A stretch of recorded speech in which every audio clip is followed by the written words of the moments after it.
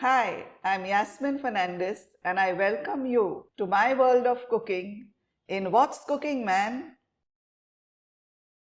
To choose your subtitles, go to the upper right hand corner to the setting button and switch on the captions and choose your language. Hi everyone, today we are going to make a very interesting and delicious dish. It's Malvani chicken. It's loved by almost everybody. It's so yummy and nice. I bought a packet of Malvani Masala from the market today. I'm in Goa now and I just chanced upon this packet and so I decided that today it has to be Malvani chicken. So let's get on with the ingredients.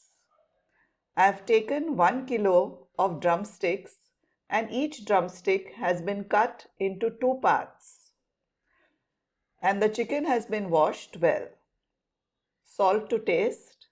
And in the masalas, I've taken 1 tablespoon and a half of Malvani masala, 2 teaspoons of coriander powder, 1 teaspoon of cumin powder, and half a teaspoon of turmeric powder.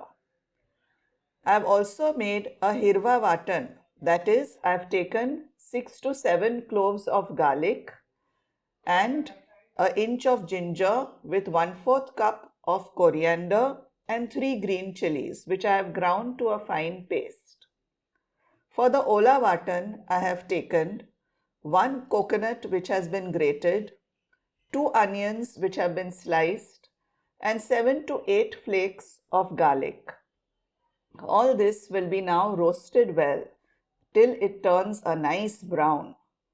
In the whole spices, I have taken 2 star anise, 2 inches of cinnamon which I have cut into smaller pieces, 2 badi elaichi, 4 to 5 cardamoms, 6 to 7 cloves, a small nutmeg and 1 piece of mace.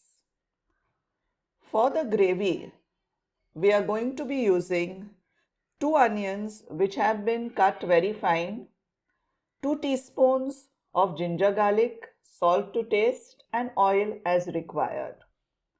The first step is to marinate the chicken. Add the salt. I have added around 1 teaspoon and a little more. Now, to the chicken, we will add the powdered masalas. The Malvani masala is so fragrant and nice, I tell you. Now, add the hirva vatan and then give your chicken a good massage with the masala.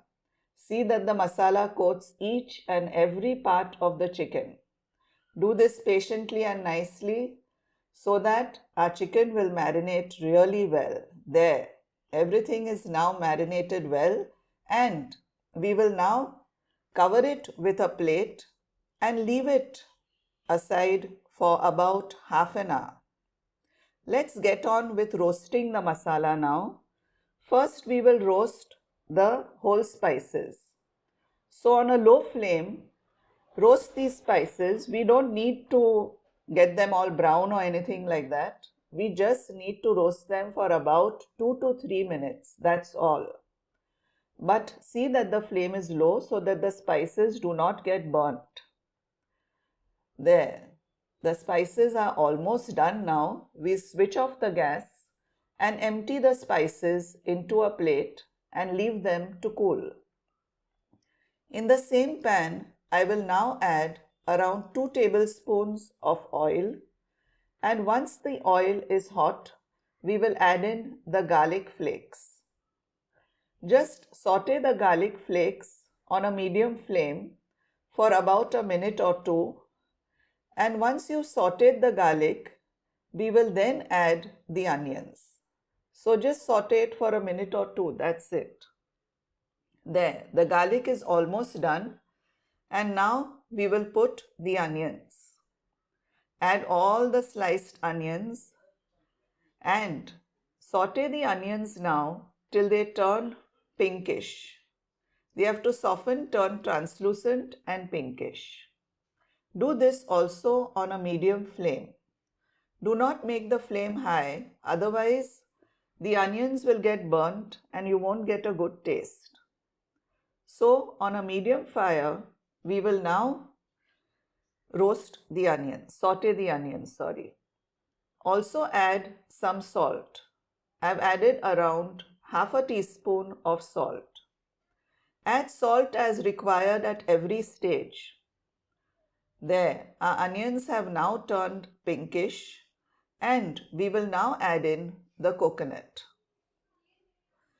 The coconut now has to be sauteed on a low flame. So from the medium flame, make the flame slightly low and keep sauteing till the coconut turns brown. Please do not use a high flame as the coconut will get burnt and the masala will then get a bitter taste. So on a low flame, we will now roast our masala. The combination of onion, coconut and garlic, the aroma is so awesome, I tell you. The whole house is filled with the fragrance. There, our coconut is now beginning to turn brown, but we need a slightly darker shade. So we'll keep sauteing. There, we've reached that stage where our coconut has turned a nice nutty brown. We'll cool the masala and then we will take it for grinding. So let's put in our dry masala. Just give that a little mix and then immediately add in the coconut, onion and garlic mixture. This mixture, the aroma is so wonderful. You'll really love this recipe. Now, let's add a little water, a little less than half a cup, and then grind the masala to a smooth paste. There, can you see how smooth and nice our masala has become? Keep this aside and now let's get on with the gravy.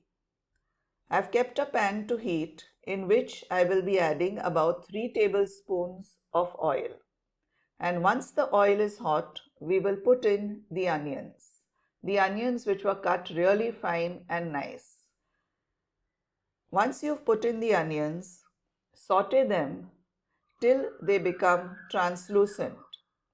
We do not need the onions to turn brown in this recipe.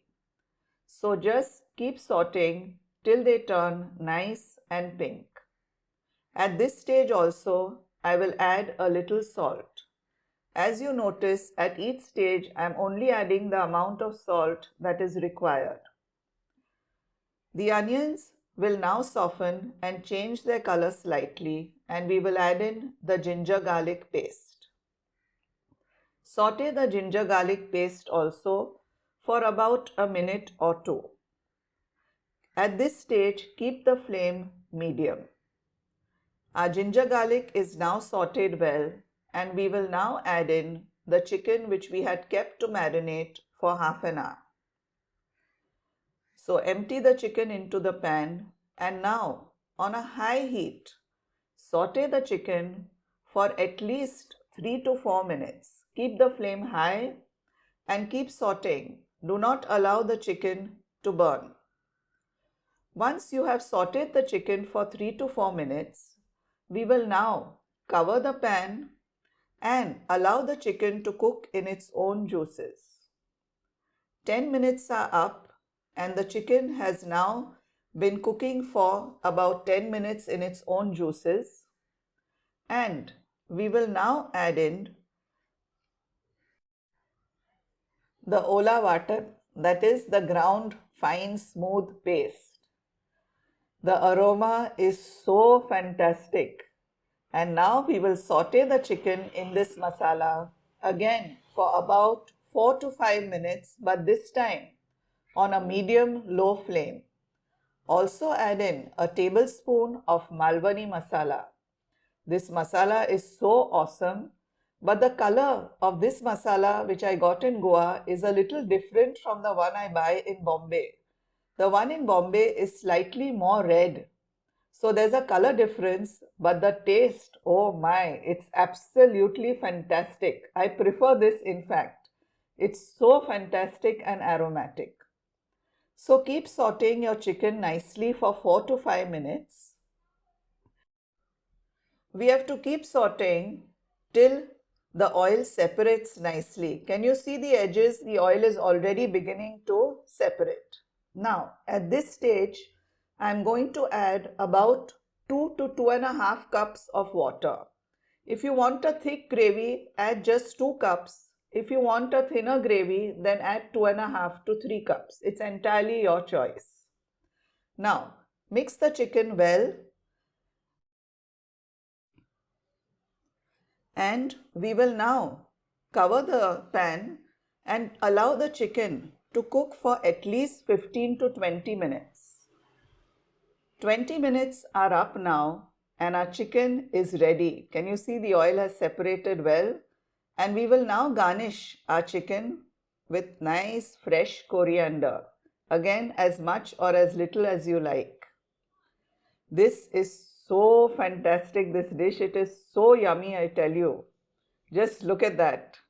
I'm going to have this for my lunch today. So let's plate. Put in a nice generous helping of chicken and gravy. And of course, garnish it again with a little fresh coriander. I hope you all are enjoying this recipe. So do like, share, subscribe, press the bell icon and get your lovely comments in. Please share this recipe with your friends and family. Please do try this recipe. It's really yummy. Thank you for watching.